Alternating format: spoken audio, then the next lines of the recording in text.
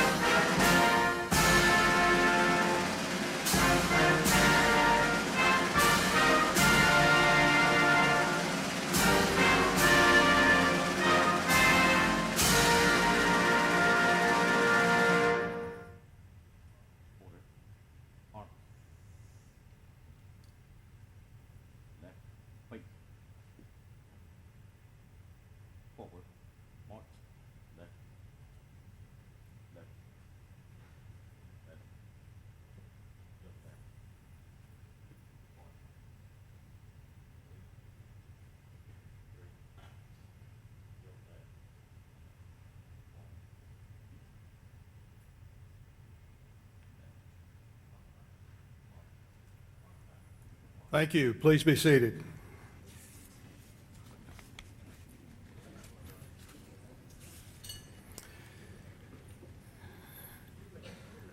At this time, it's a great pleasure to introduce to you the class of 2012. Each inductee will be escorted by a cheerleader from Columbus State University.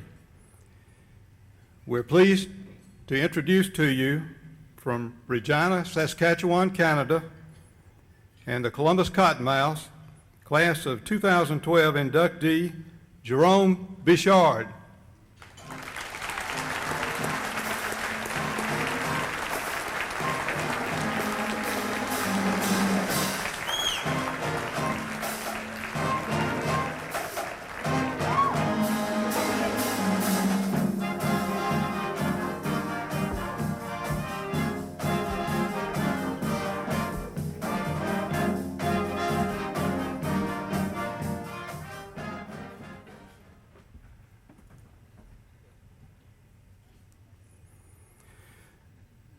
From Carver High School and the University of Kansas, class of 2012 inductee Thermus Butler.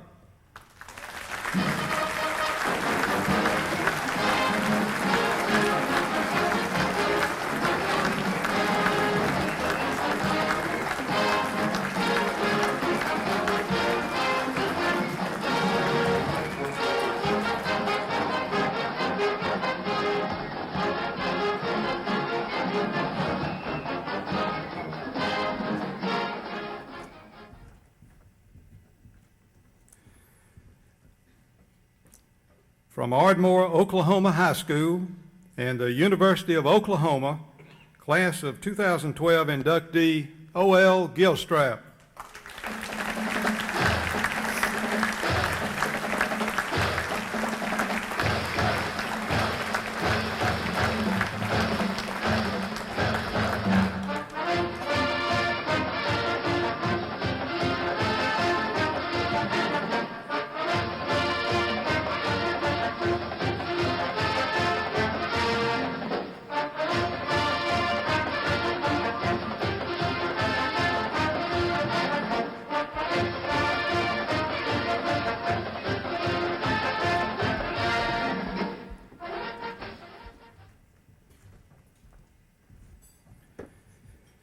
Representing her husband, class of 2012 inductee Jeff Weekley, from Columbus High School and Auburn University, Nancy Weekley.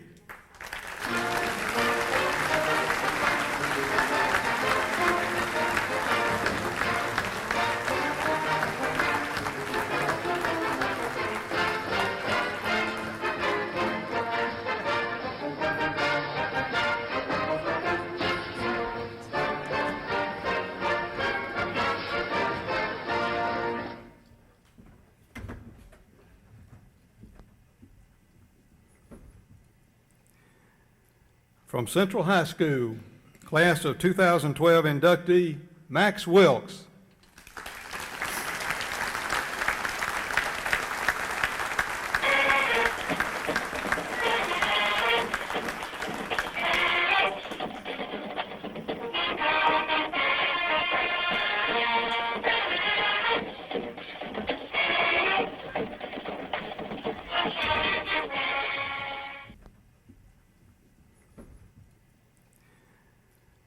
Representing her husband, class of 2012 inductee Charles Wright, from Jordan High School, Tammy Wright.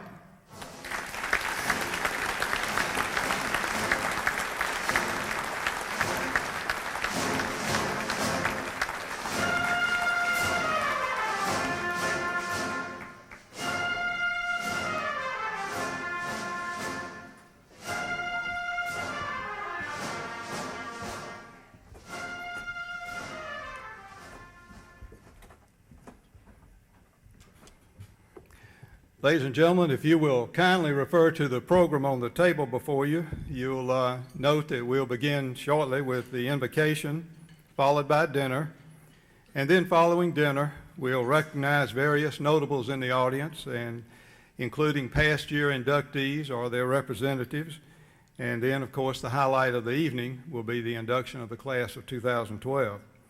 At this time, it's my pleasure to introduce to you the pastor of First Baptist Church, Columbus, Dr. Jimmy Elder, for the invocation. Dr. Elder.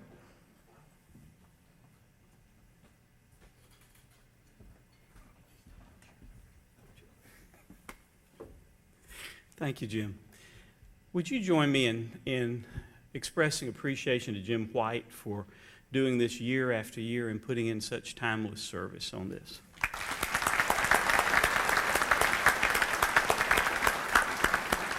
Jim always thanks everybody else, and we don't always have a chance to thank him. Would you bow with me as we pray together?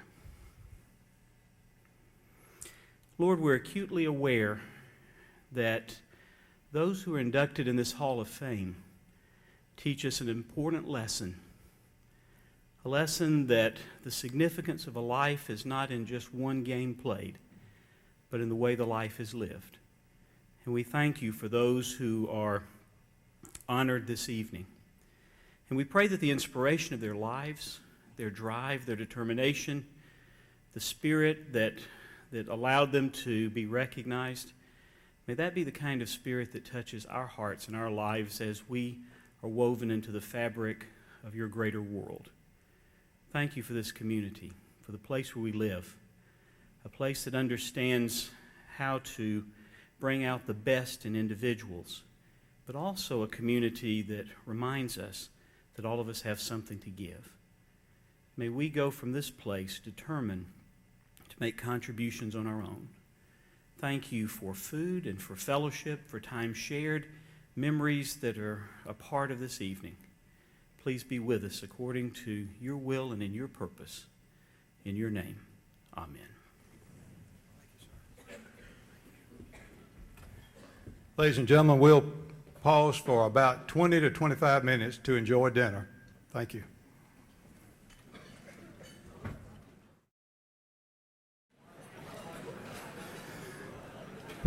Ladies and gentlemen, may I have your attention once again?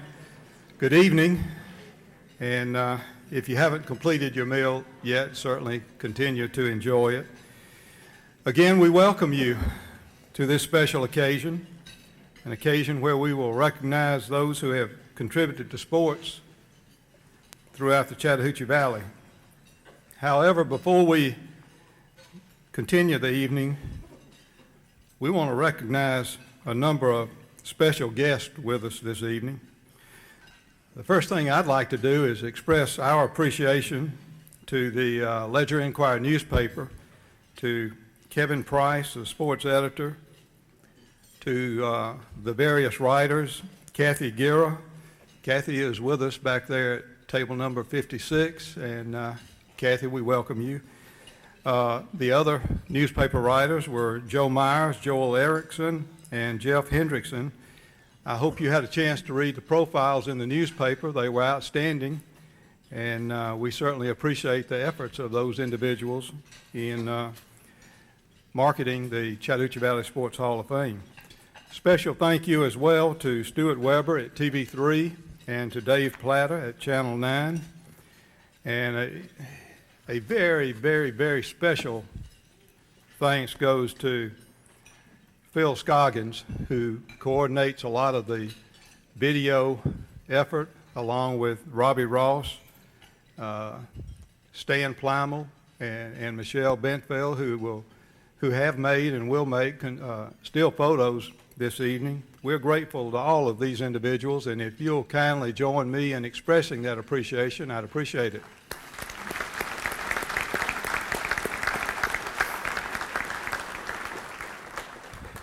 We are grateful as well for the presence of various dignitaries from the area. From the City of Columbus, Mayor Teresa Tomlinson and her husband Tripp. From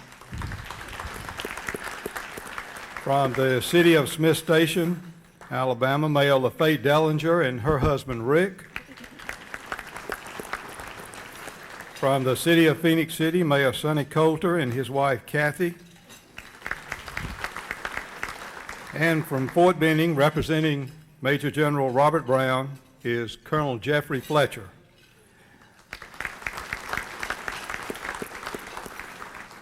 We're pleased to have in attendance with us this evening as well, Representative Calvin Smyrie. Calvin, I know you're here. I've lost track of you somewhere out there. Welcome. There are some other special people that I'd like to take the opportunity to recognize tonight. Since one of our inductees is associated in a big way with the Columbus Cottonmouths, I'd like to recognize some of the folks that have made the Cottonmouth organization what it is in the Chattahoochee Valley. First of all, the current owners of the Columbus Cottonmouths, Wanda and Shelby Amos.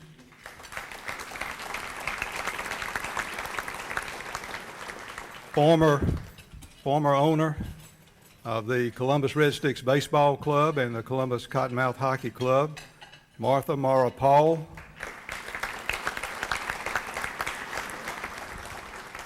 Former general manager of the Columbus Cottonmouths, Phil Roberto. Former head coach of the Cottonmouths, Bruce Garber. We're equally pleased to have the owner of the Columbus Lions indoor football team, John Hargrove, with us this evening.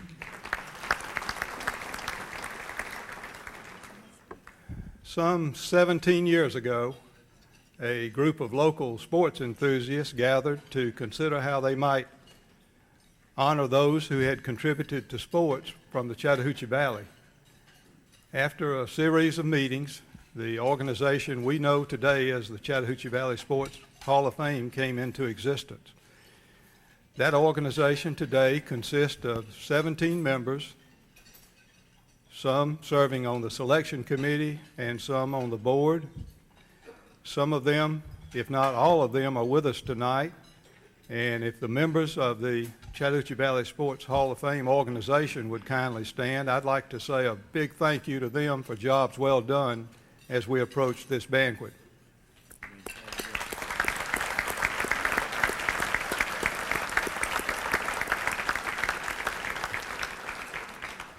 We're pleased to have a number of past year inductees or representatives here tonight. If you will, as I call your name, if you'll just please stand, and audience, hold your applause until I have called the last name. We'll begin with, from the class of 1997, Cecil Darby. From the class of 1997, representing his father, B.F. Register, his son, Lieutenant General retired Ben Register. From the class of 1998, Bubba Ball. From the class of 1998, Woodrow Lowe. From the class of 1999, Billy Key. From the class of 1999, representing Charlie Morrow, Martha Paul. From the class of 2000, Jack Key Jr. From the class of 2001, representing Chuck Everett, Ruth Everett. From the class of 2002, George McCluskey Jr. From the class of 2003, Wayne Trawick. From the class of 2004, Wallace Davis. From the class of 2005, Debbie Ball. From the class of 2005, Bobby Howard.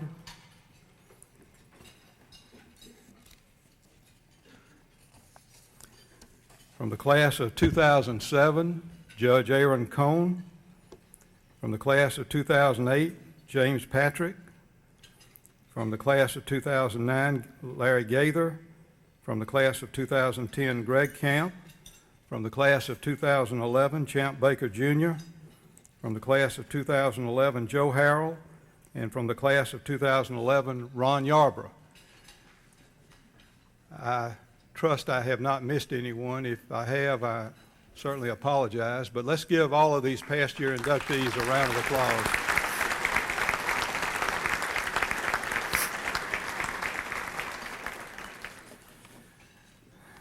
Ladies and gentlemen, it's a well-known fact that through sports and our participation in it, we really come to know ourselves.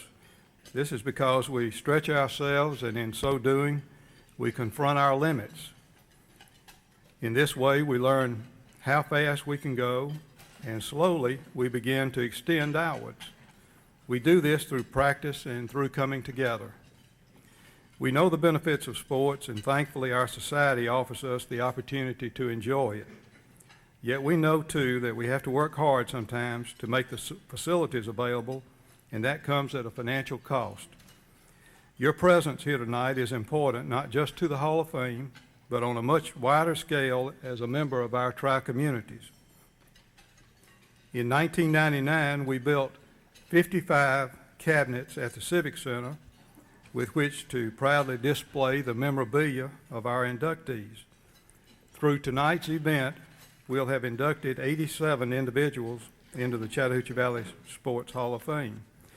As you would expect, all the display cabinets are filled with memorabilia. There is no room for future inductee memorabilia. We're asking you tonight to join with us in raising $87,000 for purposes of building new display cabinets. Certainly the benefits will come to us through our partaking, but they also come through the fundraising that we're about to undertake. We anticipate raising the $87,000 no later than May 15 and begin construction as of June 1. Your contributions of support are tax deductible in accordance, of course, with IRS laws. Upon receipt of your contribution, we'll provide each of you with a letter of appreciation and confirmation of your gift, thus providing for the tax deduction opportunity. On the table before you, we've placed our business card, a pledge card, and as well a sketch of what we anticipate constructing. The sketch is made up of the standard display cabinets in the background, as well as a circular display in the forefront. It is our belief that it's time that we begin to recognize those various sports that we enjoy throughout the Chattahoochee Valley by placing such memorabilia and marketing items of that particular sport in that circular cabinet. For example, there should be a cabinet on professional baseball. There should be a cabinet, circular cabinet, on ice hockey. There should be a circular cabinet on indoor football, and so forth and so on. We believe that this would be an added benefit to our community, as well as an attraction at the Columbus Civic Center. So we ask you this evening to please join in our efforts. We thank you very much in advance for your contributions. In essence, we'll be adding to the wealth of our tri-communities, thereby benefiting everyone. That benefit will give us a lot of pleasure, but it will bring immeasurable benefits to many people in the future. I just shared with a couple of the guests at the head table that we have inducted 87 individuals, and we have a nominee list of 78 to be considered. Those 78 will be considered as time goes forward, and we believe that by our having this dream, this day and time, that we will be contributing to the well-being of sports in our community as we go forward. So, ladies and gentlemen, we have a dream, and we know that together we can make that dream come true. So, thank you very much for your support, and we look forward to growing the Hall of Fame, and we look forward to hearing from you. And if you so desire to help the cause, you can contact me directly at the telephone number on the business cards, or you can see me tonight for that matter. So thank you very much for that, for your consideration. Now it's time to honor the class of 2012 inductees. Our first inductee was drafted by the Hartford Whalers in the 6th round, 115th overall. As a professional, he served as captain of his team 11 out of 13 years. Scored the winning goal to help achieve Columbus' first ever Professional Hockey League championship in 1997-98. He was the coach of the year in the Southern Professional Hockey League 2004-2005. And he's one of only 22 professional hockey players to accumulate 3,000 penalty minutes in their career. 3,410 to be exact. He is obviously regarded as one of the toughest players on ice. He's recognized by many for his off-ice contributions and service to the community. He was awarded the Central Hockey League Community Service Award for 1999-2000. Ladies and gentlemen, if you'll please direct your attention to the screen. Jerome Bechard is a name synonymous with professional hockey in Columbus since the Cottonmouths' inaugural season in 1996. Bechard was the first team captain for the Cottonmouths, a role that suited him well. In fact, he served as team captain every year but two during his 13-year playing career. Jerome's dominance on the ice earned him the 115th overall pick in the 1989 NHL Draft by the Hartford Whalers. His aggressive style of play led to fans affectionately referring to him as Boom Boom Bechard. He sealed a spot in Snakes fans' hearts by scoring the game-winning goal for the Cottonmouths. It came in Game 4 of the 1998 Central Hockey League Finals to complete a 4-game sweep of the Wichita Thunder. Bechard has left a legacy of commitment not just to his team, but also to his community. In 2000, he was the recipient of the Central Hockey League's Community Service Award for his outreach efforts, which continue today. Jerome was named assistant coach of the Cottonmouths for the 2003-2004 season, helping the team to their best record during their 3-year stint with the East Coast Hockey League. In the summer of 2004, Bechard was named head coach and general manager of the Cottonmouths. In the Snakes' inaugural season in the Southern Professional League, he guided his team to the league championship, capturing Coach of the Year honors. In 2007, Jerome was named chairman of the SPHL's Board of Governors.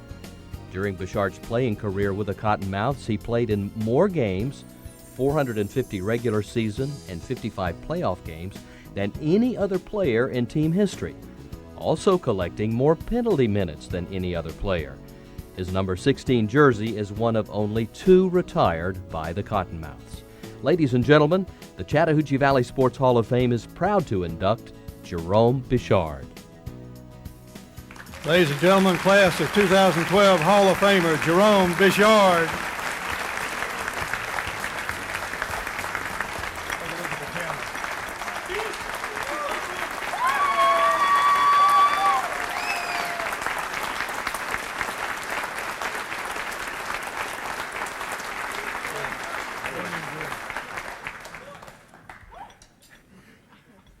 Oh boy. You usually don't see too many people that are that happy with no teeth and getting punched in the head all the time, but I really enjoyed what I did out there, entertaining most of you guys.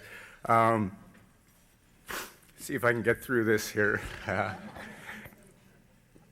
going to start off by reading so I can hold it together a little bit, and then I'll probably veer off and get myself into trouble. First of all, I'd like to thank the Chattahoochee Sports Hall of Fame Selection Committee for the honor that you guys have bestowed upon me here tonight. I'd like to congratulate everybody else up here at the table. You and your families, our families are really a big part of getting us up here.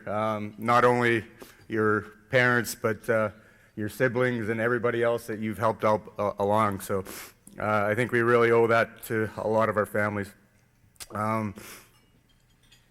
Being from a farm boy from Regina, Saskatchewan, getting inducted into the Sports Hall of Fame in a non-traditional sports in the South, I never would have thought that would have happened 15 years ago. So I'd like to start off by kind of thanking my mom and dad and the rest of my family. They really helped me become who I am today.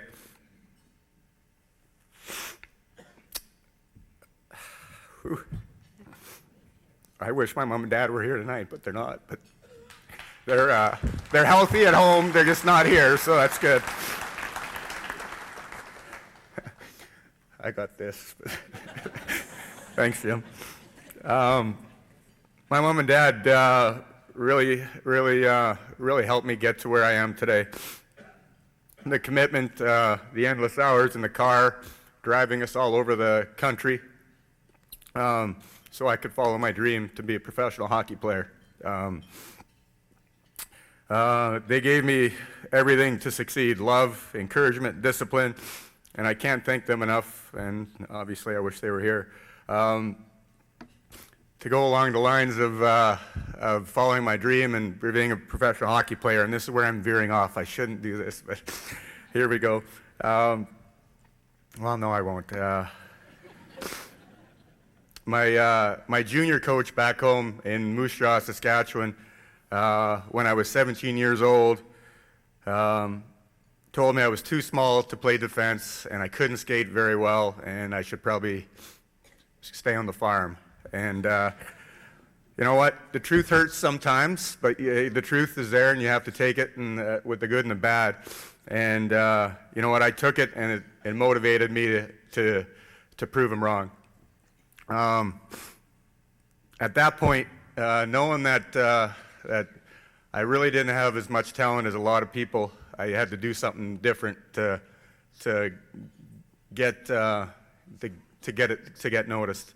Obviously, being drafted by Hartford in 1989,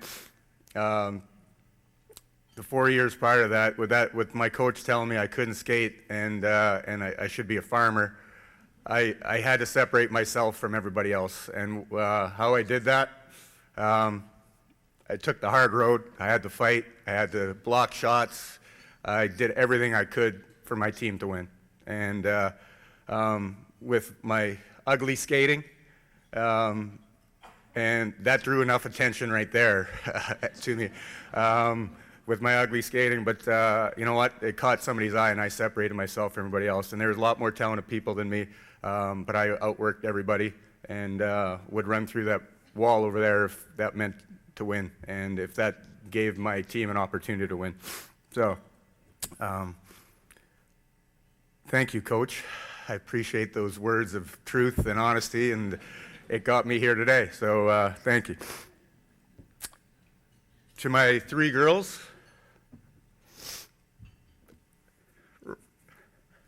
you know who they are. My wife, Rhonda, my daughters, Alex and Kylie. You are everything to me, and I do this for you. Jay, get your hand off my daughter's leg.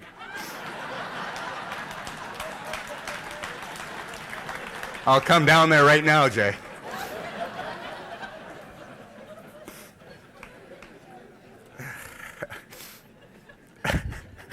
That was ad-libbed. That wasn't written down. That was good, though.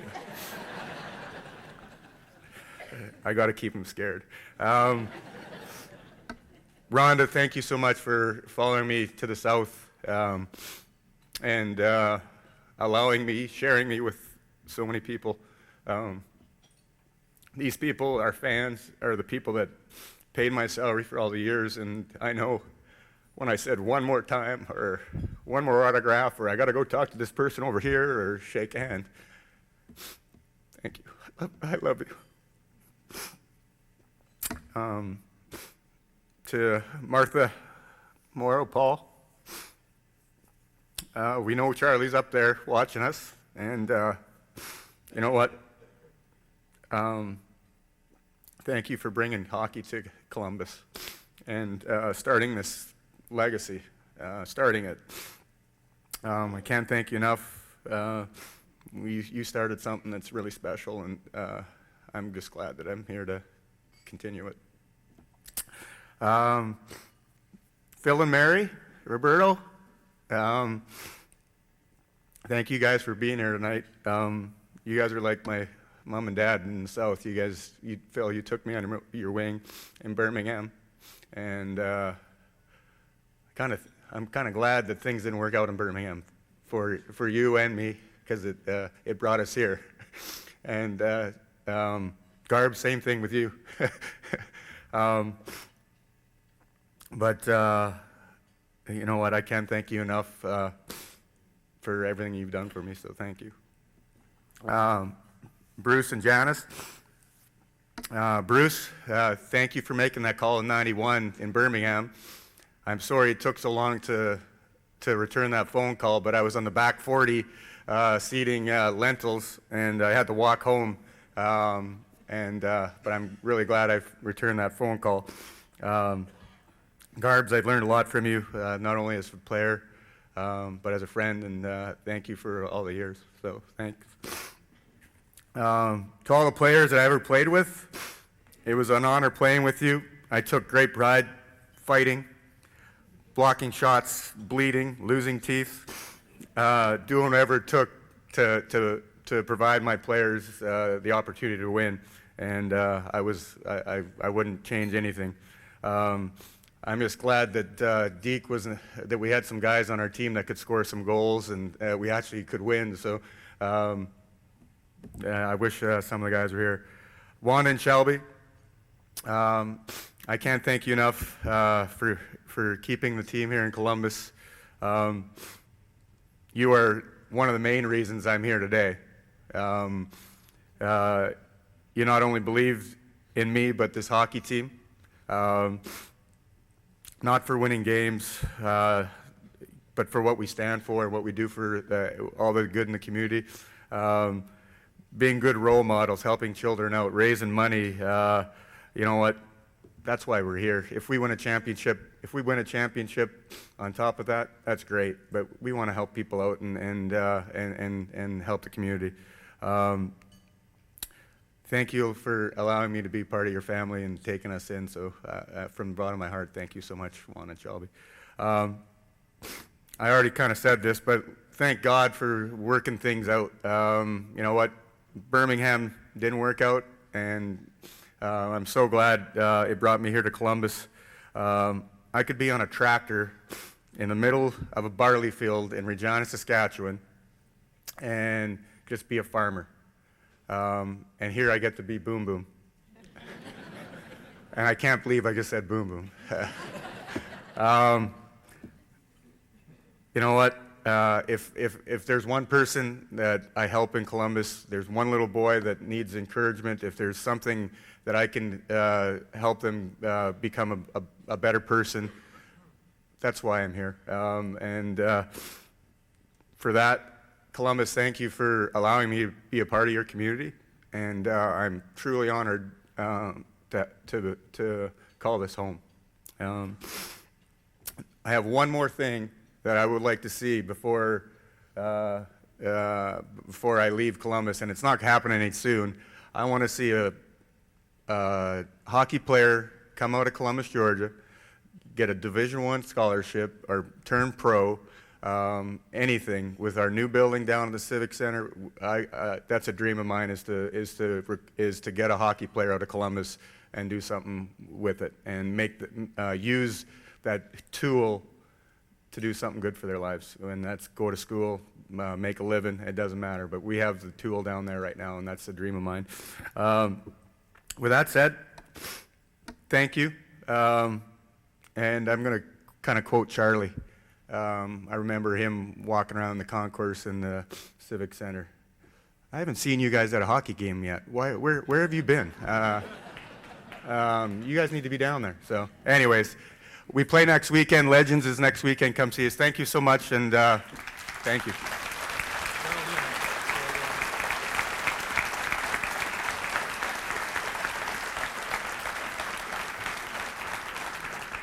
Congratulations, Jerome Bechard and Rhonda and the Bechard family. Our next inductee was the first athlete from Carver High School to sign a Division I scholarship. He was the first athlete from Carver High School to earn All-American honors. He earned All-American honors in football and basketball in 1964.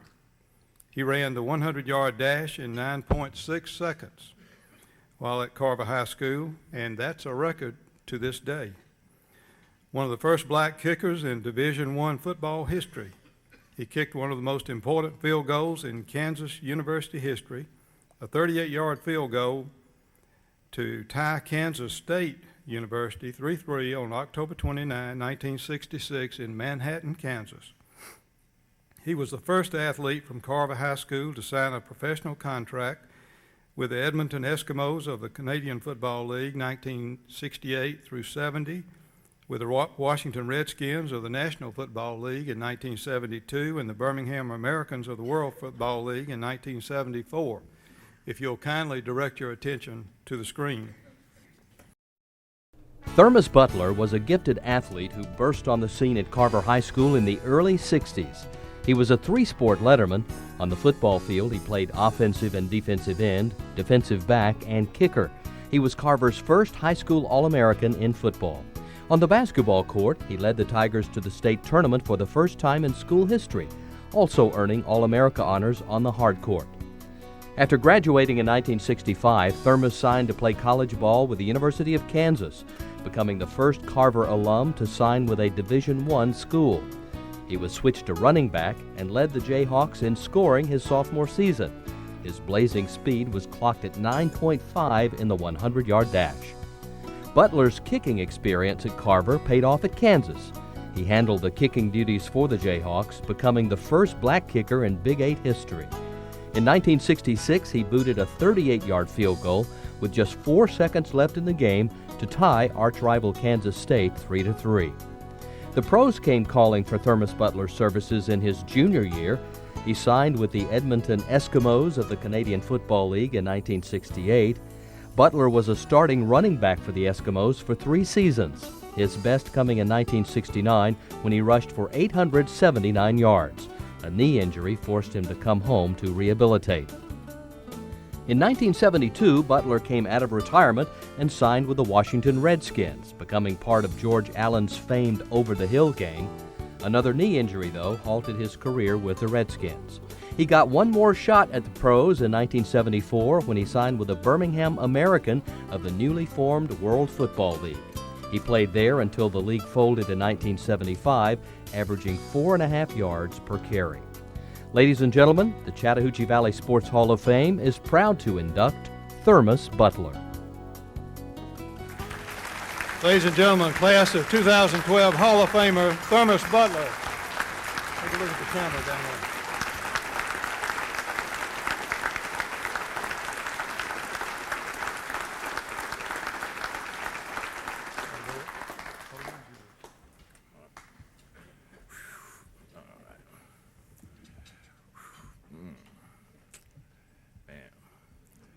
First of all, I'd like to congratulate all my fellow inductees on their outstanding accomplishment.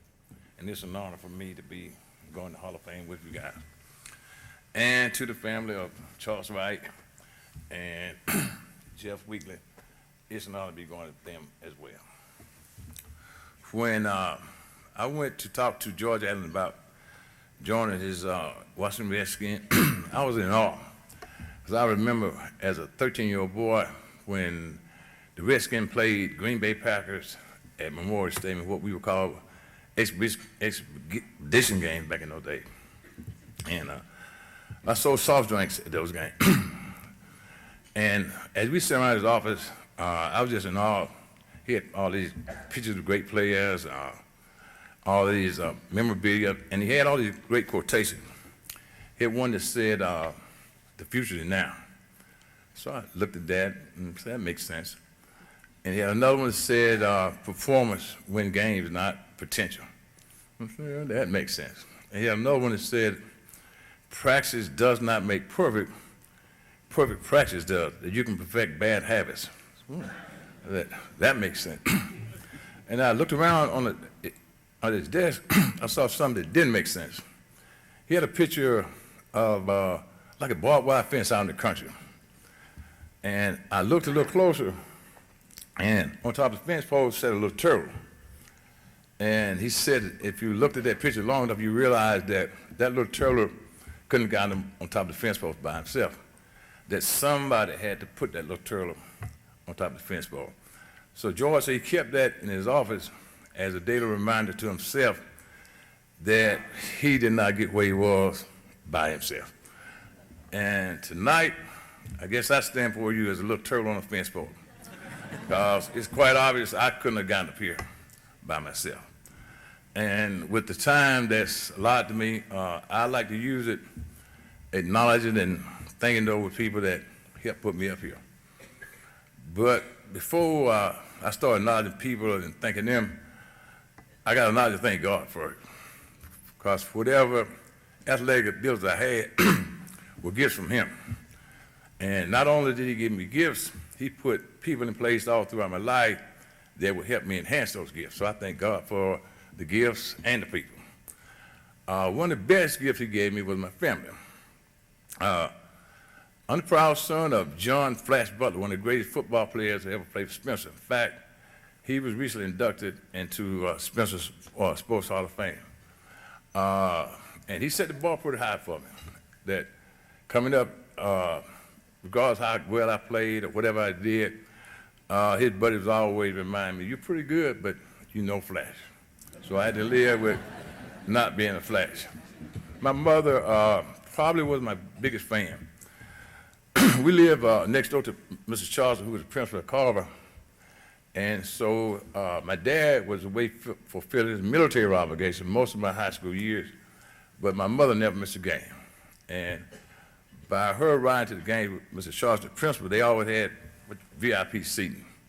That when we were playing in Carver Gym, basketball at Municipal Auditorium or football at Memorial Stadium, I knew exactly where he looked to catch your eye.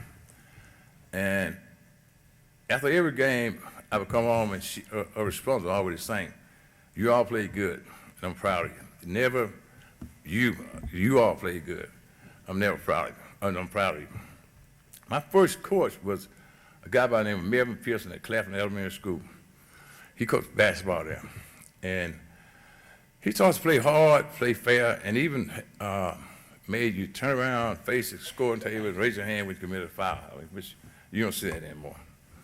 But my first football coach was a guy by the name of Sam Cook.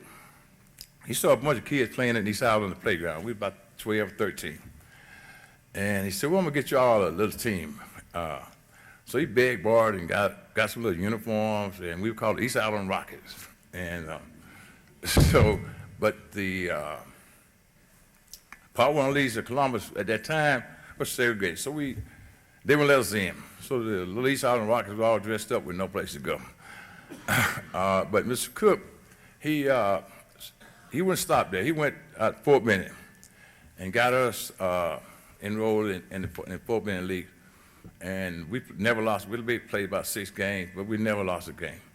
We had some great players on that team. We had the late Caesar Hood, who went on for Carver and played at West Texas State. We had Cleo Walker that played at Spencer, went to Louisville, and ended up playing with Green Bay Packers. We had Felix Walton, that played at Lane University, and one of the most successful middle school coaches in Columbus history. We had Willie Ford, who played at Texas Southern. We had a bunch of other guys, Frank Griffin, great players that didn't go to college, but those were my first 2 coaches. But really, it was on the playgrounds that I sharpened my skills. That we played football, basketball every day. And there was no football season, there was no basketball season, there was nothing else to do, and we played every day. And Thanksgiving, we'd play what we called the turkey ball. It'd be the older guys playing the younger guys. And New Year's Day, we would play what we called Bloody Bowl. We'd play some guys from across town. And after those games, I'd run home and turn the TV on, and I watched big-time college football. I watched Notre Dame, Ohio State. I wasn't too big a fan of Southeast Conference at the time because there was nobody that looked like me was playing Southeast Conference. So I had aspirations to play. I wanted to play Notre Dame. I wanted to play against Ohio State. I wanted to play against Nebraska. Those are the guys that I wanted to compete against. But my journey towards that started when I enrolled at Carver. And Carver was just in his 2nd year. And I ran across a group of coaches that were dedicated, hardworking, that really had one goal in mind, and it was putting Carver on the map. And they worked hard at it. And they were tired of being the second to Spencer. You know, Spencer was always the main school in Columbus. So Carver, just like I say, in the 2nd year, we were up and coming. But I also ran across a great group of athletes at Carver that loved Carver, that were determined, as well as coaches, to not be an easy out. We wanted to make sure that when they played Carver, they knew they were in a battle. And I ran across some of the best athletes I ever ran across at Carver. A lot of them are here with me tonight. Throughout my career and my life, I've been asked probably 1,000 times, how in the world did you get to Kansas? 2 words, Pete Sanders, that was my coach. But the Southeast Conference, like I say, at the time, wasn't accepting black players, and if you were black and you wanted to play big-time football, you had to get out of the South. So for a long time, I didn't think that would happen. And after my junior year, my coach, he came to me and said, son, exact words were, son, I believe you got what it takes to be a big-time college football player. And I'm gonna do my best to make sure that you get that chance. So he started writing all these schools. And he was a heck of a salesman. Like he was describing Superman. I got this guy that he can run 109.6, he can jump tall, build in a single bound, he kick field goals. I mean, and all of a sudden, I started getting all these letters from these schools that had never ever seen me play. I started getting letters from these schools. And from Washington, Minnesota, Illinois, Wisconsin, all these schools in the Midwest. But I got a letter from Kansas. The first invite for a visit was Kansas. And I got there, and Gail Sayers was there at the time. And just so happened that Wilt Chamberlain had to be visiting at the time. And so they showed me around, and Coach, he had a master's degree in psychology. I didn't know it at the time. And so he said, son, by gosh, you bigger than Sayers when you got here. You're faster than Sayers when you got here. You got better hands than Sayers when you got here. And 4 years from now, this could be you. Sayers just signed the #1 draft choice. So I was still hanging in there, not letting him know how excited I was. But then he showed me the schedule. And so we were playing University of California. We're going to be playing Ohio State. We're going to be playing Nebraska. We're going to be playing Oklahoma. We're going to be playing Missouri. We're going to be playing Texas. That's it. Those are guys I want to compete against. But that's how I ended up going to Kansas. But my journey to Kansas started, in essence, the guys on the playground got me ready for Kansas. And it got me ready for Carver. The guys at Carver got me ready for Kansas. And the guys at Kansas got me ready for the pros, but that journey started the day I entered Carver. And I just like for any guy that played football or basketball, me with Carver, stand. Any of my teammates at Carver.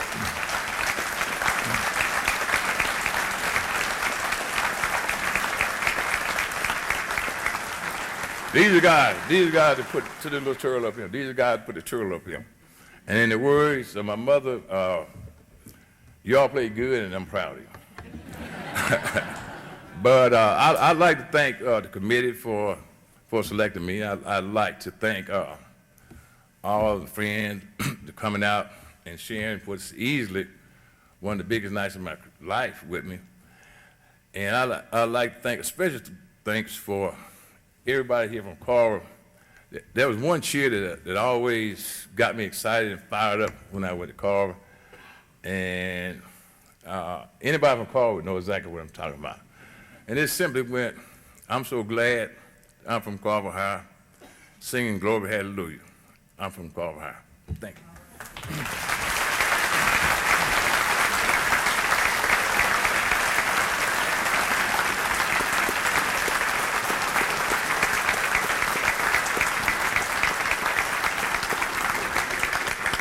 Thank you, Thermus Butler, and thank you, Butler family, for preparing that young man.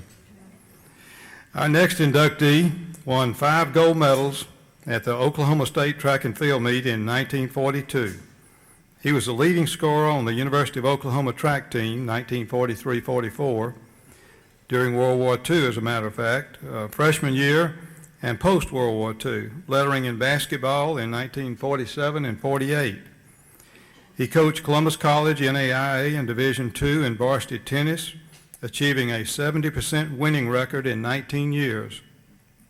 He was elected to Columbus College Sports Hall of Fame. As a senior athlete, he has played on 5 world championship teams. He's competed in the National Senior Olympics in track, tennis, and badminton. He's had 4 books published, the largest seller being Humor in Sports. Please direct your attention to the screen.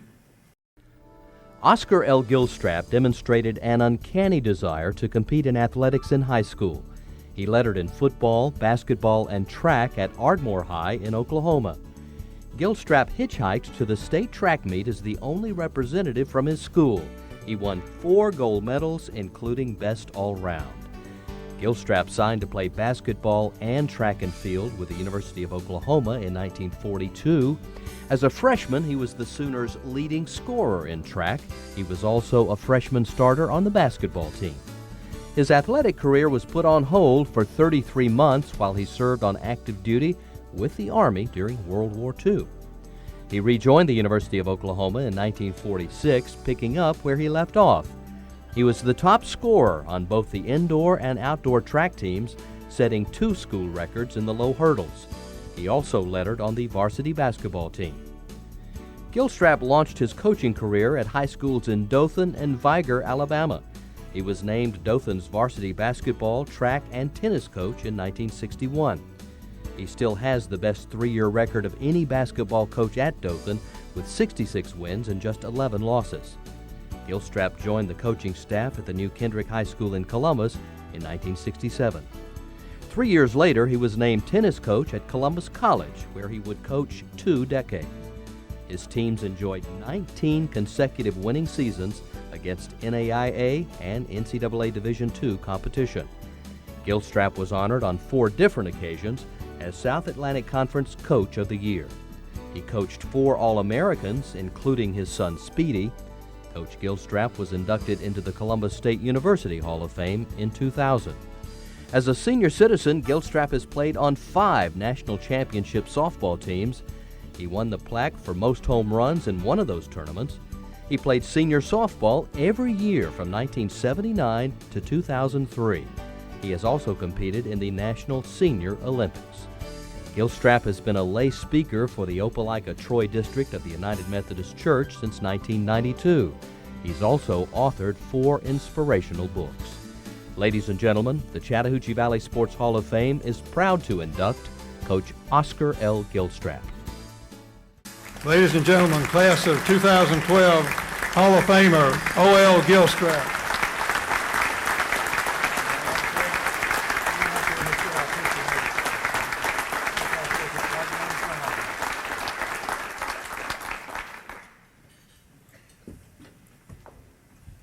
I would like to thank the committee for picking me for this. They say there are 3 impossibilities in the world today. One is to jump a barbed wire fence leaning towards you. The other one's to kiss a girl leaning away from you. And for me to take 10 minutes or less to tell you what I mean about this thing tonight. I've tried all 3. I tried jumping. I'm from Oklahoma, and I got in pasture with a bull after me one day, and I tried to jump that barbed wire leaning toward me, and I found that is you cannot do it. And then in the 8th grade, I tried to kiss that little girl leaning away from me. And the results of that's none of your business. On this 10-minute speech or less, we'll know a little bit more about. I've done this before. I humbly thank you for this honor. I would like to thank 2 people before I say anything. That, of course, is my wife. I'd have to sleep on the couch tonight if I didn't mention that. But she's been with me in the valley of despair and in the joy of salvation too. And my brother Sid, who named my son after, was my hero. He was an all-state football player. And I was the hero worship at 10 years old. And I didn't make all-state football like he did. I did make honorable mention football and basketball. But in both sports and track and field. I offered scholarships to basketball, football, and track at the University of Oklahoma. I couldn't accept the football scholarship because I got hurt in high school basketball, and the basketball and track coach were leery that I would try to try football. I was on the track team. Didn't have a track team in high school, so I went to see the coach. Had coached me in football and basketball, and I said, "Coach, can I take a workout on my own to try to make the track team at the University of Oklahoma, the state track meet?" He gave me permission to do, but the principals wouldn't let me do it. I played hooky anyhow. I hitchhiked to the state track meet and won long jump, high jump, and triple jump. I also won a 4th medal for the best high score there. There were no medals that year because there was war going on. They give us certificates, and I cashed mine in 25 years later.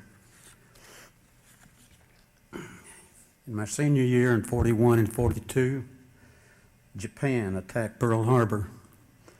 I was deferred from the Army until 1943. I ran varsity track my freshman year. Freshmen were ruled eligible that year. Indoor track, I ran the dashes, the low hurdles, and the relays. I was the leading scorer on the indoor and outdoor teams. Outdoors, I ran the sprints, high jump, long jump, and triple jump. I also competed in the relays. I led the freshman basketball team in scoring. I served 33 months in the armed services. 3 months made me a stronger and better athlete. I was a better athlete from ages 23 to 26 and 22, 20 before. I set records in the 60-yard low hurdles and the 200-meter low hurdles. I lettered in varsity basketball in 1978. I was hired as tennis coach at Columbus College in 1970. I had 19 winning seasons versus NAIA in 1970 and 74. I see better now. You see them in Division II teams, 1975 to 1989. I won Coach of the Year award in the South Atlantic Conference. I have coached 4 All-Americans, Stan Chambron, Randy Scott, who sat there, Gene Chappell, and Speedy Gilstrap, my son. I was inducted into the College Sports Hall of Fame in 1902. I was the first senior softball committee that started a senior softball team in the state of Georgia. I played on 5 world championships that he mentioned. Played with 3 with Columbus, Georgia, 1 Atlanta, 1 in Baltimore, Maryland. In the senior Olympic track and field, I started in 1991. I qualified in the state in Georgia and Alabama. In track, you listen to this now, if you know anything about track. I qualified in the high jump, long jump, pole vault, the discus, shot put, javelin, triple jump, and the hammer throw.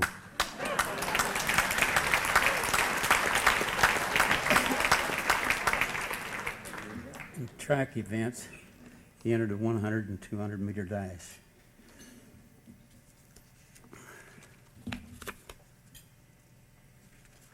I have had 4 books published, 3 books of religious poems, and a book called Humor in Sports. Now, one of the article I wrote on the article in sports was a Mexican player I had from over in Texas, and he liked to charge the net, serve and charge the net.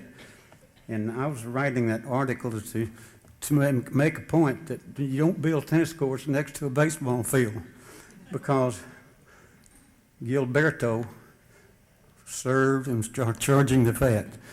Gilberto Rincon.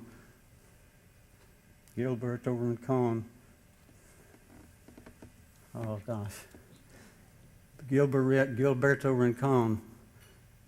Anyhow, he got hit by something that didn't help him. But I did have a book of Christian athletes. I sent this one to Tim Tebow before he got to be a real big shot in prayer. And I sent him this comp. I didn't hear from him, but I did write it. The Christian athlete.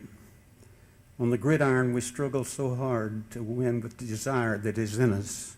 We strive with the courage for the goal's reward, but let's score a touchdown for Jesus. On the maples, we feint and finesse. We're determined to win without fuss. We'll score a goal, but let's confess, have we scored a goal for Jesus? On the diamond, we bat, the bat we wield. For a homer, we're overzealous. With stern set chin, we'll never yield. Will we dare hit a homer for Jesus? On the cinders, the glory we seek by winning the race before us. But the race of life itself is unique. Let's be a champion for Jesus. Thank you.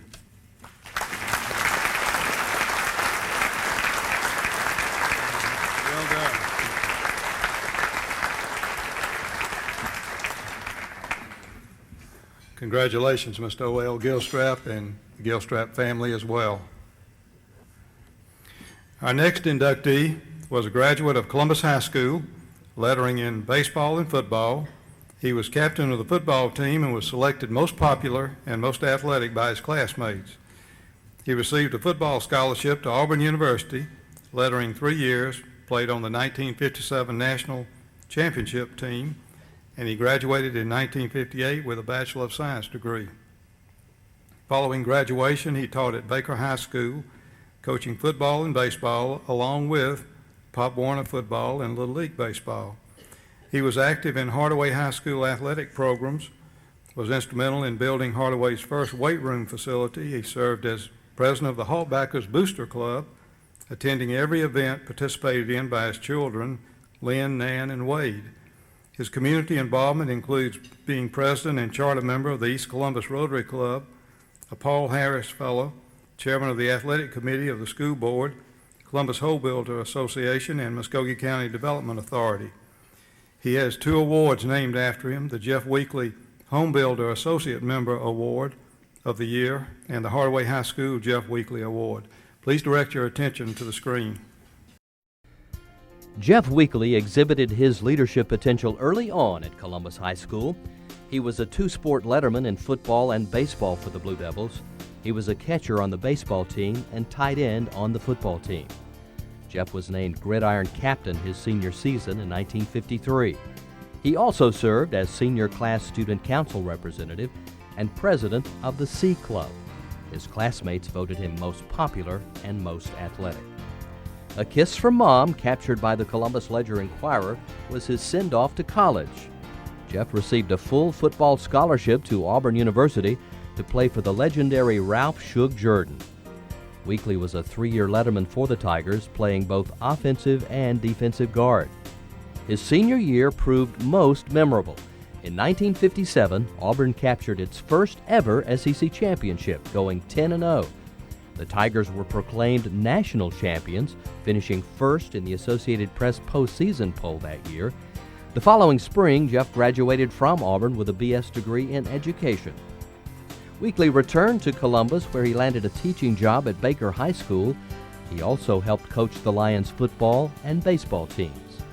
In 1960, Jeff left Baker to join the family concrete manufacturing business.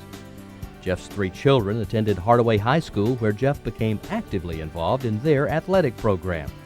He helped form the Hardaway Hawkbackers Booster Club. One year, his 3 children, Lynn, Nan, and Wade, participated in 7 different sporting events, and Jeff never missed a one. Jeff was actively involved in the community, serving as a charter member of the East Columbus Rotary Club, as well as president. He served on the school board from 1980 to 85. He was also an honored member of the Home Builders Association. Ladies and gentlemen, the Chattahoochee Valley Sports Hall of Fame is proud to posthumously induct Jeff Weekley. Ladies and gentlemen, accepting our class of 2012 Hall of Famer Jeff Weekley, Nancy Weekley.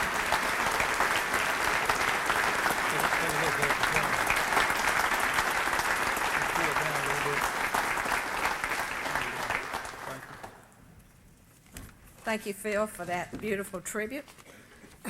Wow, I can't believe I'm standing here in front of a room full of people that all believe in athletics, accepting this honor for Jeff.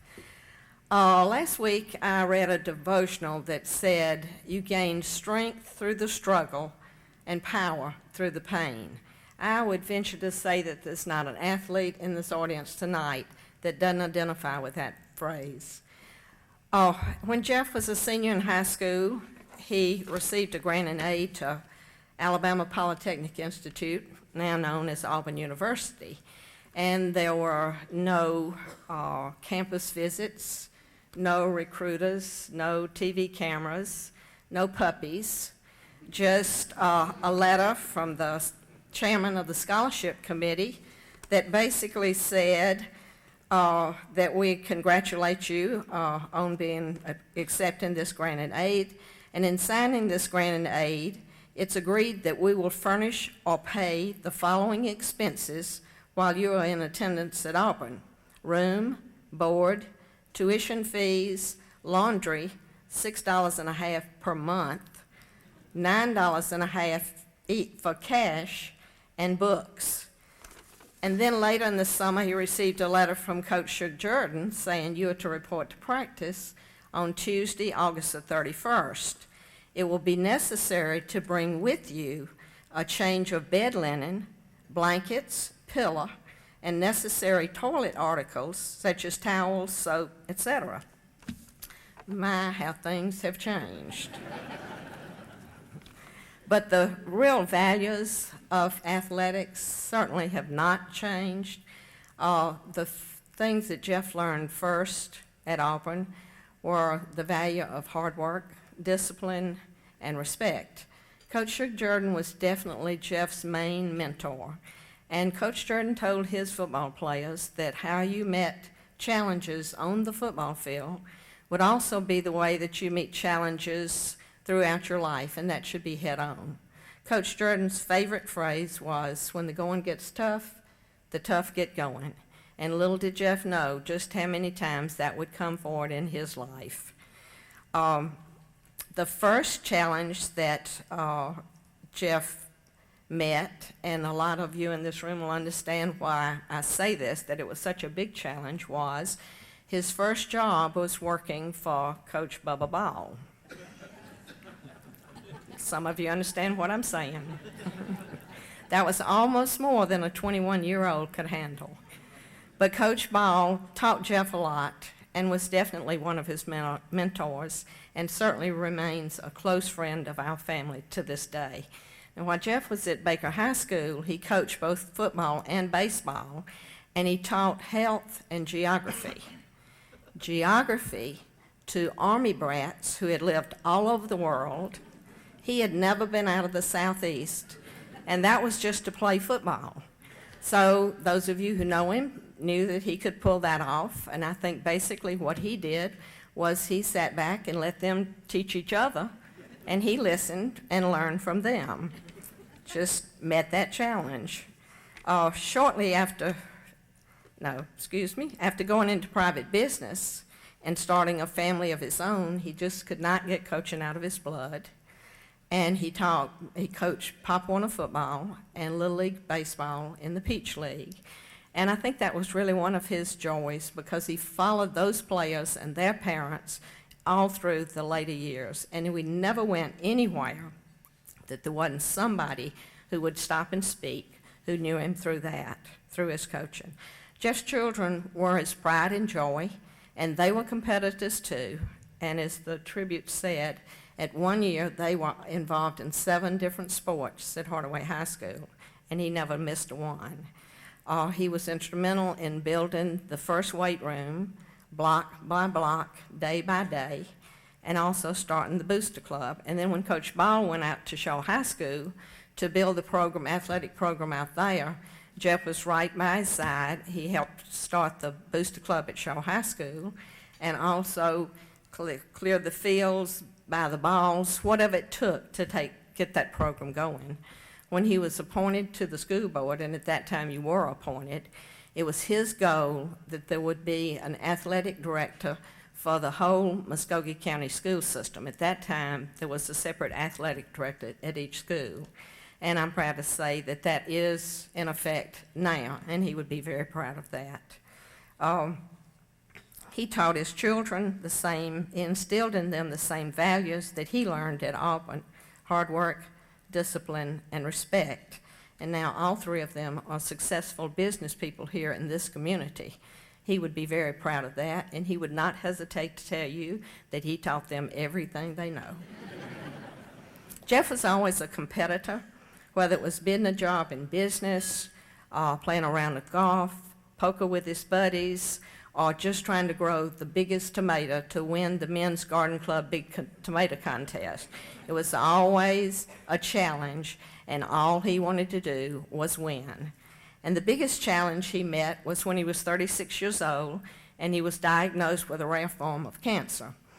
Jeff was known for his one-liners, and when he was, after being diagnosed, when people would say, "Oh, how are you doing?" he might very well say, "Well, I'm not buying any green bananas anymore," or I'm not reading any continued books lately, but that's just how he met the challenge. But anytime he was sharing with anybody, he would always make a point to say that he was not dying of cancer, that he was living with cancer. And he was really a good influence on a lot of people. A lot of people would call and say, would you go talk to my mother? Would you go talk to somebody in my family? And I really didn't realize that he was doing so much of that until later people would come up and say, that's how I knew him. You know, he was always available. It was important to him. Jeff always said that the man with the microphone has the last word. And if he were here tonight, trust me, he would have the last word. And I know that he would say that he would be overwhelmed by even being considered for this honor. And I know that he would thank his family and friends for being here, for caring enough to be here tonight. And he would be so impressed with the committee that has spent so much time to make this happen tonight, and also to make the Sports Hall of Fame available to athletes throughout the Valley. And it's just such an inspiration for athletes now to know that one day they could be chosen for the accomplishments that they have made and the way that they have faced the things that they have had to face throughout their lives. And being the man with the microphone, his last words just might be, War Eagle.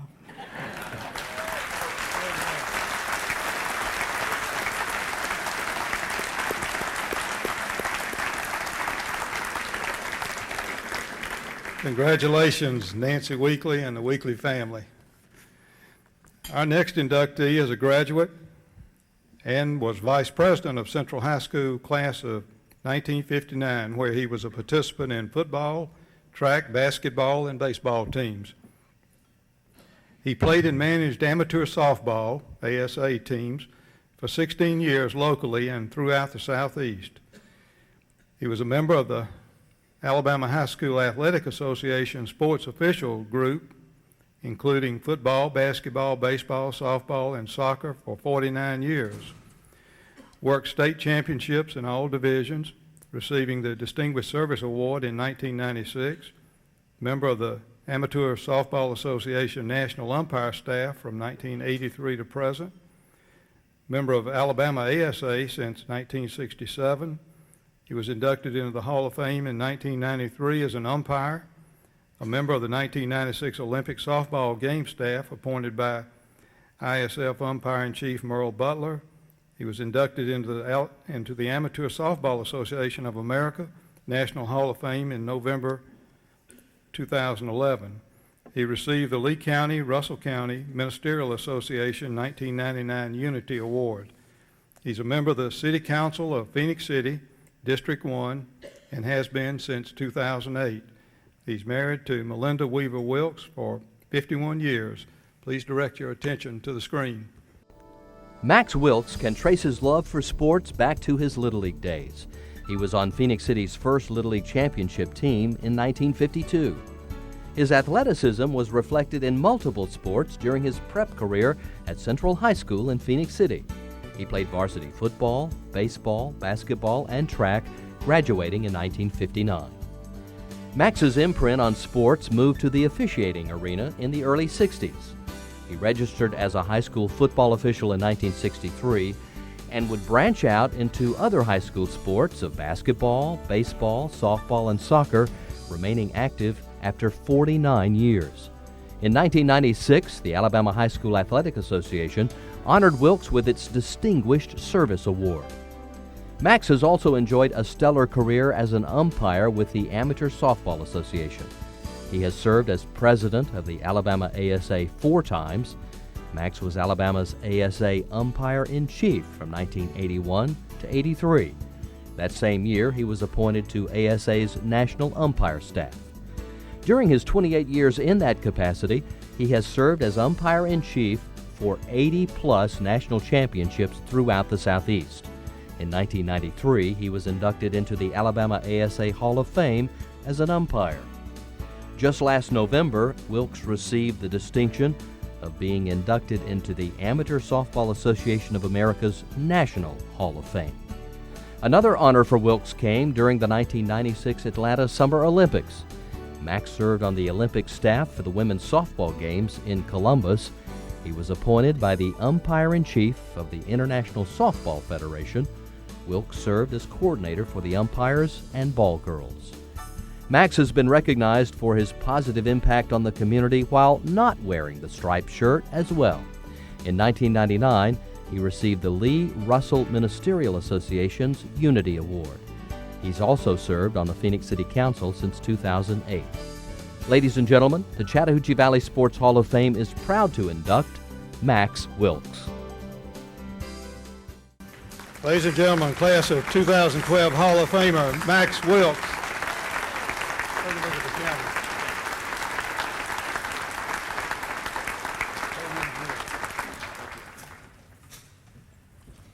Thank you, Jim, for the introduction. I'd like to congratulate the inductees tonight for this great occasion. I'm very honored and humbled for this award tonight. I'd like to thank Melinda, my wife, for all these years that we've gone through and all the things that we've been able to do. Melinda, thank you for all the support. I'd like to thank my family, Allison and son-in-law Jimmy Chandler. Jimmy, I didn't forget you tonight. I've done that on occasions. Grandsons Wilkes and Wade, and Wilkes' friend Jasmine Martin,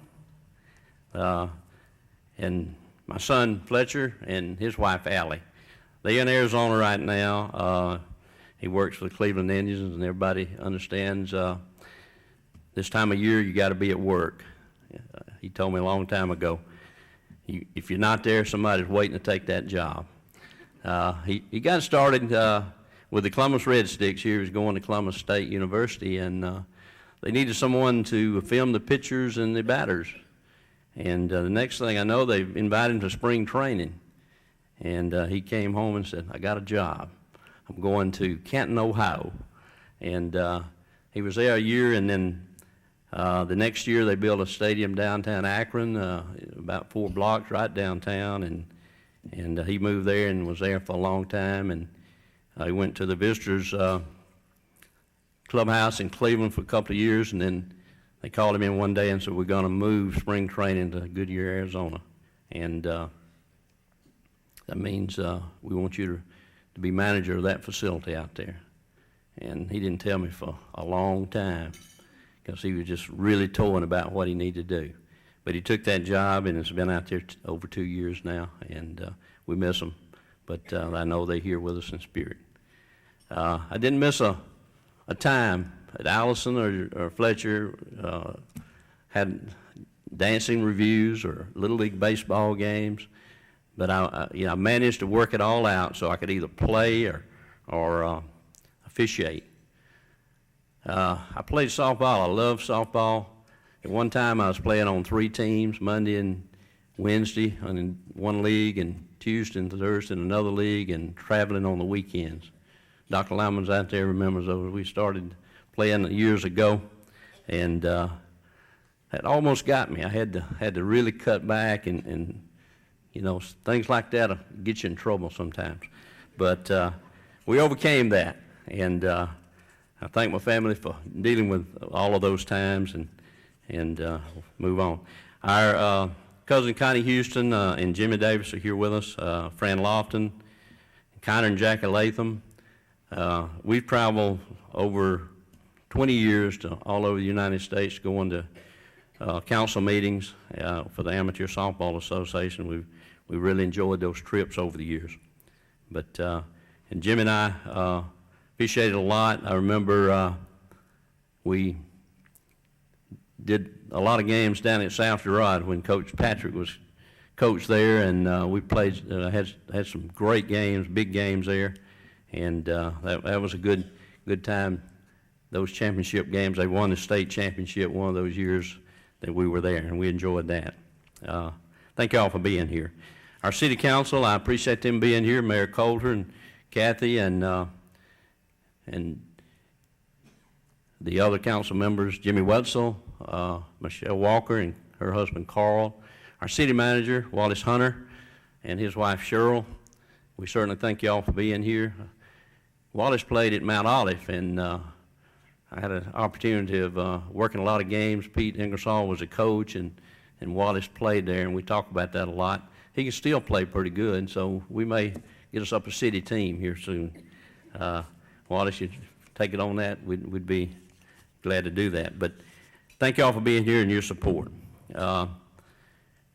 There's some that's no longer with us. It really had an impact on my life and supported me in my career, had a lot of influence, as my late mother-in-law, Doris Weaver, very close friend, Levon Houston. He and I traveled a lot of narrow roads officiating. They gotten bigger now. They got 4 lanes now, but that was in those years long ago. We and my parents they didn't get a chance to go and see me play, but they certainly supported when I wanted to play any type of sport I wanted to play. You know, this year, being here tonight, I look at it from the schoolyard to the big stage. It's just unbelievable that I'm standing here tonight. I'm kind of like Jerome. It's just unbelievable. I live in a little town of Clio, Alabama, about 1,500 population, and it was when I was about 10 years old. And they didn't have sports in those years for kids, but I was able to go down to the high school fields and watch the games. They'd let us out of school and go watch the baseball games. And I really got interested in those sports. And then I came to Phoenix City the next year, and I couldn't believe they had football, softball, basketball, baseball, and George Carmack was the recreation director. And he organized we had 4 elementary schools, and he organized all those leagues for us to play sports. And the 4 principals helped him do that. And I couldn't believe he could coach 4 teams. When we played basketball, he sat in the middle and had 1 team over here and 1 over here. And he'd send this player and this player in. But we learned a lot. We played all those sports through that program. It's unbelievable. 1 person did all of that. But it really had an impact on my life. I really felt like, that I could really play that sport in a higher level at some time. So I was able to play 4 sports. You probably can't do that in this times. Seasons overlap a lot, but now it's hard to do that. But it was a lot of fun doing that. But later I found out if you want to excel, you can't hardly play 4 sports. You need to cut down on that. So I did cut down the last couple of years in high school and played 2 varsity sports. I was coached by Tommy Garrett, Henry Gresham, Sam Carter, and our track coach was Ralph Martin and Joseph Sweeney. And I got a lot of good out of that. They really tried to mold and shape us as players and athletes, but also tried to mold us for the future. And we really appreciate what they did. It was great to play for those coaches there. Track was a big thing in my life. I enjoyed it. I could run pretty good, and 2 of my classmates are here that played football with as a senior. A 3rd one is here. It was a year ahead of me. Don Hawbuck and Ben Fuller are here that we played football and we ran track, and Terry Arnold's here that played football with us, and those were some good years. I remember Lake Bottom, running track there at Lake Bottom, and we were in the Bi-City Championship, and Don Hawbuck was a good 440 runner, and the coach said, "Run right to me, Don, run right to me now, and we'll win this thing." But what happened, the coach was 5 yards before the finish line. So Don ran hard as he could. He was winning. Just as he saw Coach Martin, he ran over to Coach Martin. He pushed him back on the track, and a guy from Columbus High beat him. Don, we'll never forget that, will we? We also qualified for the state championships in Montgomery, and it was raining, and it rained about 3 inches, and Ben ran the the hurdles, the low hurdles. And it was raining real hard, and the hurdles started floating. They'd slide this way and that way. Ben ran right around all of those. And they said, this big guy, what is he doing leading? And they finally disqualified Ben. They knew something had to happen, but he was running around all the hurdles. I ran the 100-yard dash, and this player named Martin from Dothan, he signed with the University of Alabama, and he was really fast. Well, I was right next to him in the lane. And what happened was, I said, I got to get a jump on this guy. And I scratched, okay? They restarted.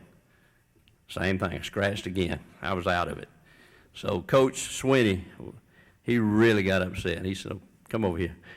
The next race is going to be the 440, and you in it. So, I wasn't used to running that 440, and it just about killed me. But he really made a believer out of me. You know, you need to be more concentrating on what's going on. After high school, I got involved in coaching youth football. I sort of had a dream to be a high school coach, and this gave me an opportunity to work with youth football. We started out at the Phoenix City Recreation Department there at the Riverview Apartments, and finally they merged with the Boys Club, and I finished up at the Boys Club. But I've seen a couple of guys here tonight, maybe more, I'm not sure.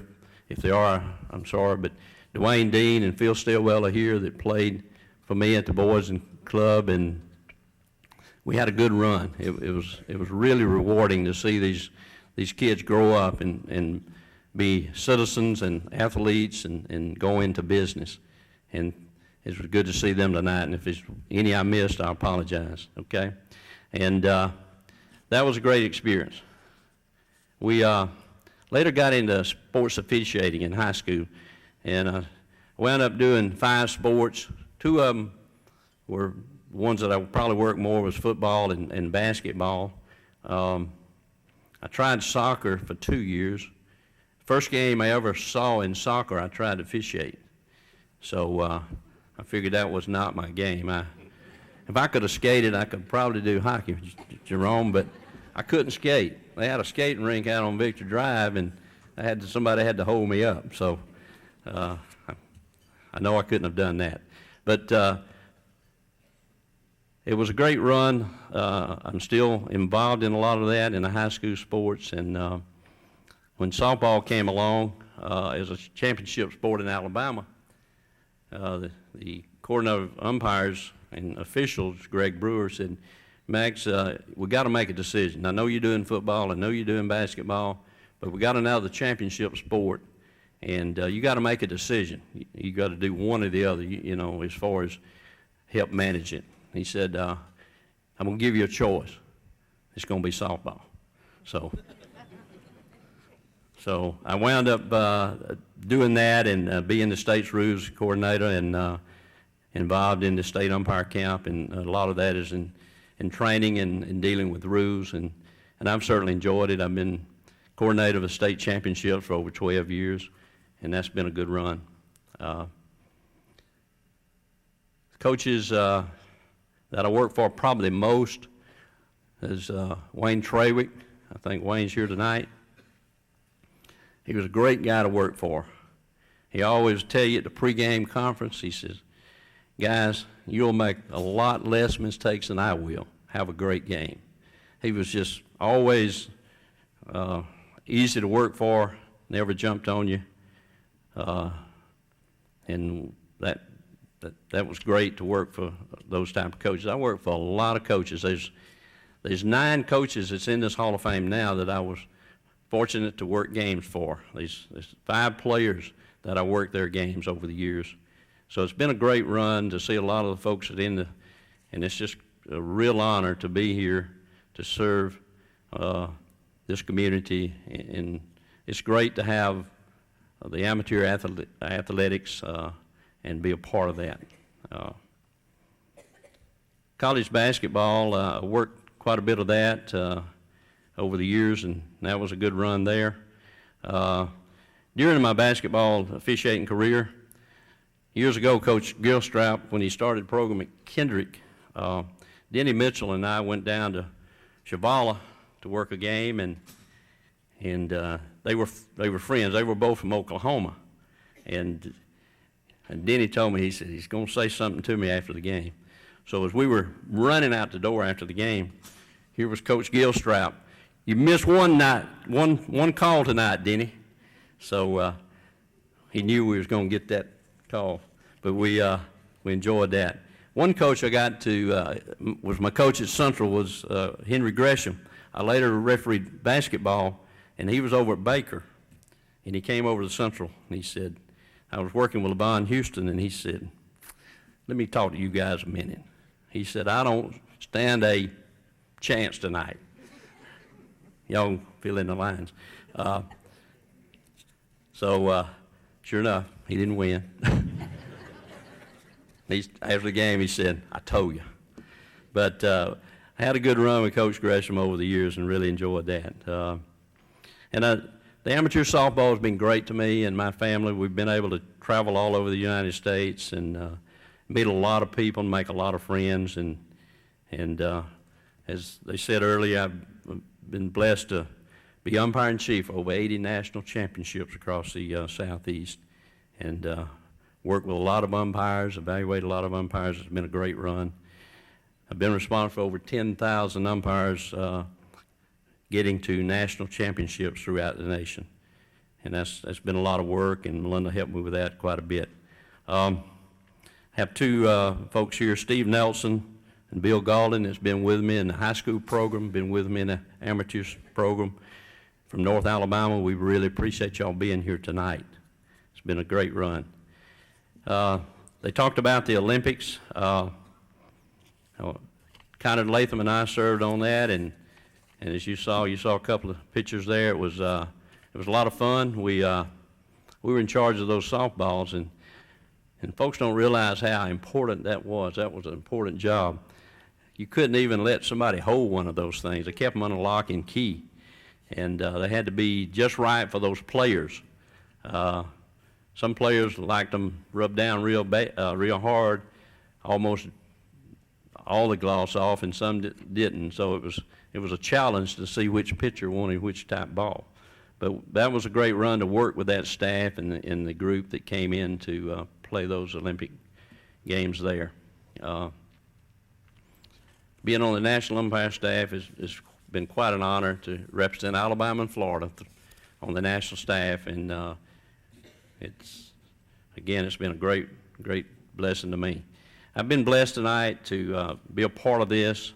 It's great to be a part of this 2012 class that's sitting up here tonight.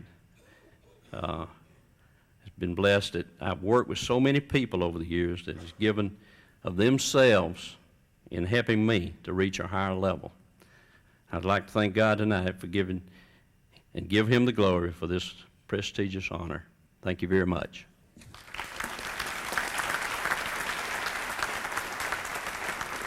Thank you, and congratulations, Max, and the Wilkes family as well. Our next inductee broke the world record, hitting 503 home runs in one season in 1986. He played on 33 All-World Championship teams, selected Most Valuable Player in 4 of the championships. Played third base for Rich's Superior in 1992, the first team to win all 4 World Championships, ASA, ISA, and USSA. Selected as All-American Player 22 times. Was the Jerome Ernest Awards winner, including 5th best softball player of all times, 3-time All-Year Player, 1-time All-Century Player, and third baseman Player of the Century. Please direct your attention to the screen. Charles Wright broke onto the Columbus sports scene as an all-Bi-City basketball player at Jordan High School in the late 1960s. But it was a smaller round ball that became Charles Wright's claim to fame.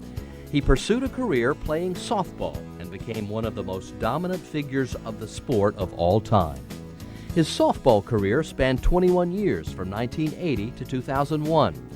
He donned the uniform of teams like Ken Sanders Ford of Augusta, Georgia, Nationwide Advertising of Cleveland, Ohio, Elite Coatings of Gordon, Georgia, Marlton Trucking of Portland, Oregon, Steel Sports of Cleveland, Ohio, Riches Superior of Connecticut, and ending his career at age 46 with Sunbelt of Centerville, Georgia. Charles could crush a softball, launching it into orbit well beyond the boundaries of any outfield fence. In 1986, playing for Steel Sports, the Georgia Peach, as he was called, blasted 503 home runs in one season to set a new world record. Wright's team could do no wrong in 1992. He and his Riches Superior teammates won the Grand Slam, capturing the Amateur Softball Association, the U.S. Sports Specialty Association, the National Softball Association, and the Independent Softball Association national championships, the first team to ever win all four. Charles was truly among the globe's elite softball players, appearing on 33 all-world teams. His 1993 squad won the World Championship. 4 times, Charles was selected as the MVP of the World Championships. He made All-American 22 times. When the prestigious Jerome Ernest Awards were handed out, Wright's name appeared in numerous categories. He was selected as the 3rd baseman of the century and the 5th best softball player of all time. He was named to the ASA All-Decade Team for the 1980s and 1990s. In 1987, he was a member of the first class inducted into the Independent Softball Association's Hall of Fame. Ladies and gentlemen, tonight, the Chattahoochee Valley Sports Hall of Fame is proud to posthumously induct Charles Wright. Ladies and gentlemen, accepting for 2012 Hall of Famer Charles Wright, Tammy Wright. Take a look at the camera.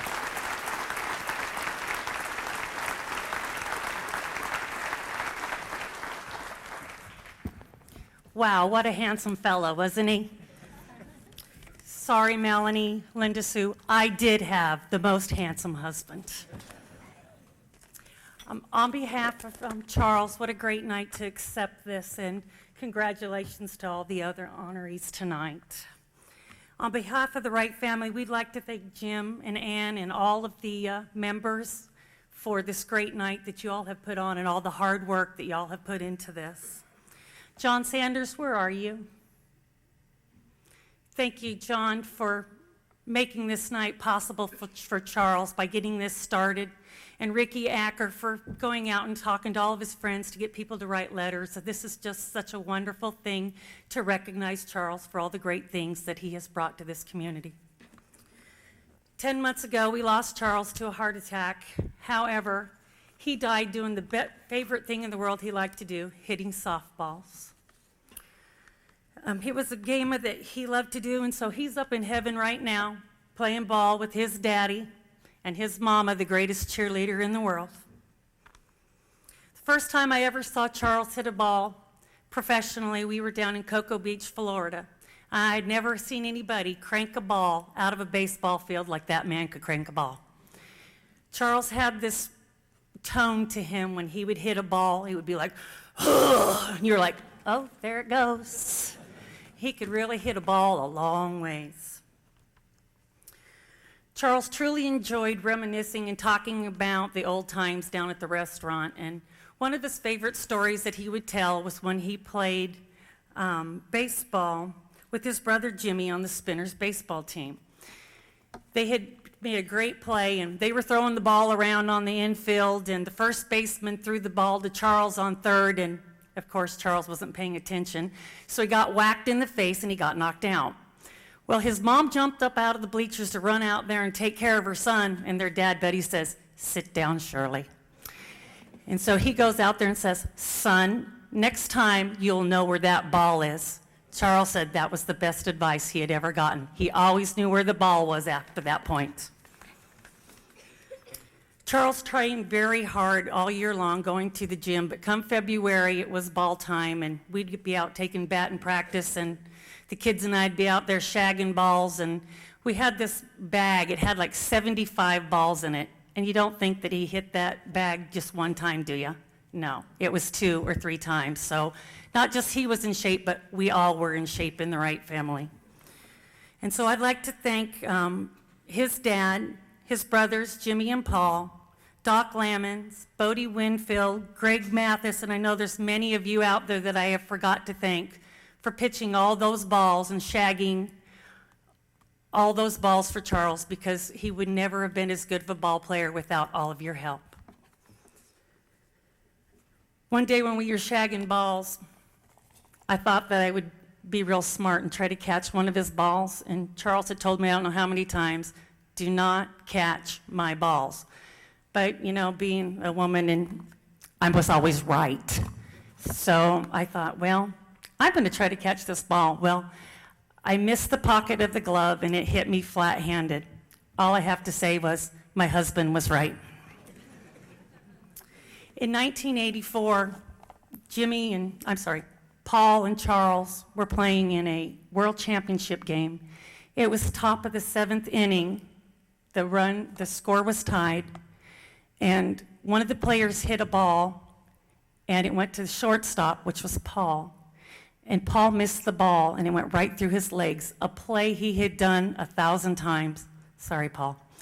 And when they came in, and the runner ended up scoring, and the other team went up by 1 run, well, then it was the bottom of the 7th, and they came in, and the first batter up was Paul, and second batter was Charles.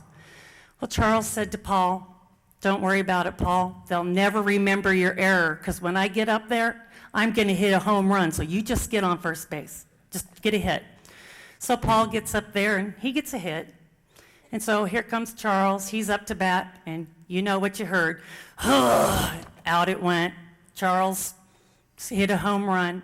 They come around, and Charles hits home plate and looks over at Paul and winks at him, letting him know that he was off the hook. So Charles was quite the practical joker, but he also had a very huge heart.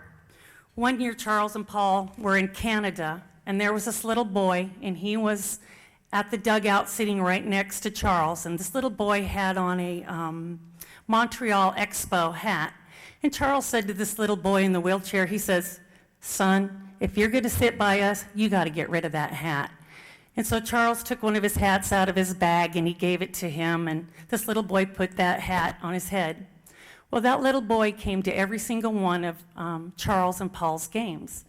And at the end of the tournament, they had won the championship, and Charles was the MVP.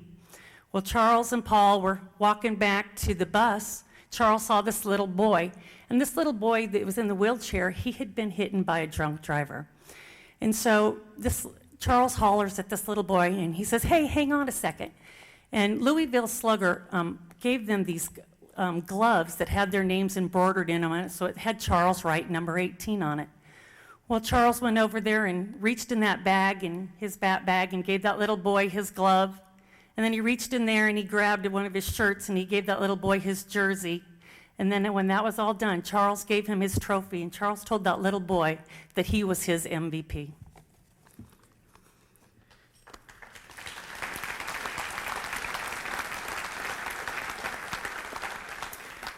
One day, Charles, his workout buddy was Ricky Acker, and they were in the gym, and Ricky asked Charles, who's the best softball player in the world? And Charles says, you're looking at him.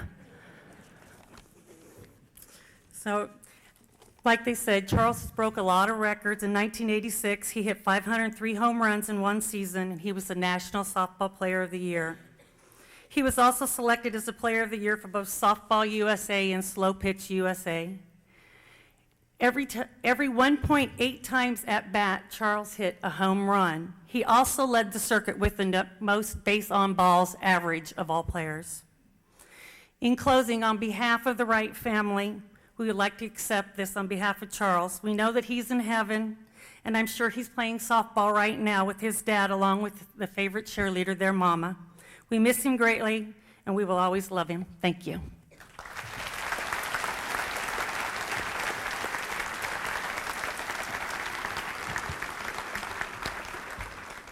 Thank you, Tammy. Congratulations.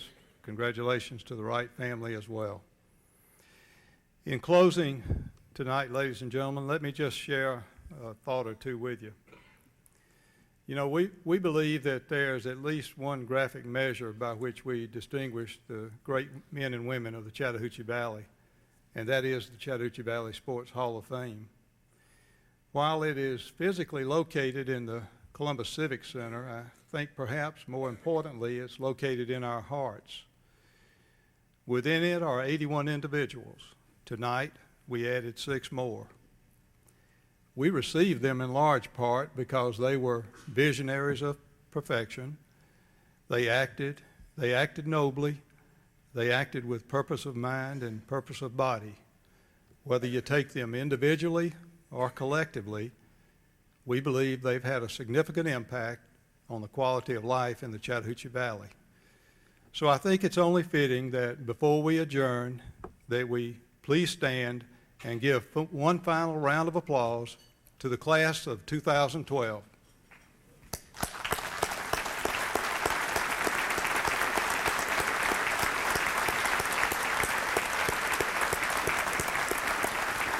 Good night, everyone.